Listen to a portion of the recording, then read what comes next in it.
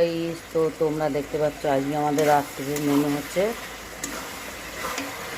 এরকম মুরগির ঝাল।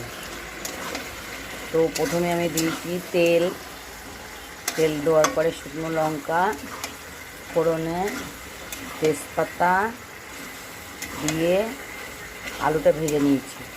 ভেজে নেওয়ার পরে তারপরে মাংসটা দিয়েছি, দিয়ে আর একটু ভেজে নিয়েছি।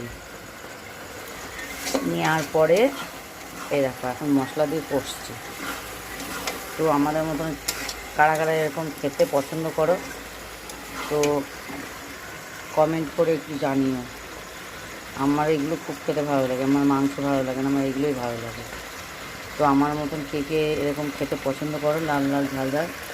আর ছুটির দিন থাকলে তো কোনো কথাই হবে না, হয় মাছের ঝাল আর নাই কচুর শাক, এমনি শাক, উচ্ছে চচ্চড়ি, এইগুলো হলে আমার খুব ভালো লাগে।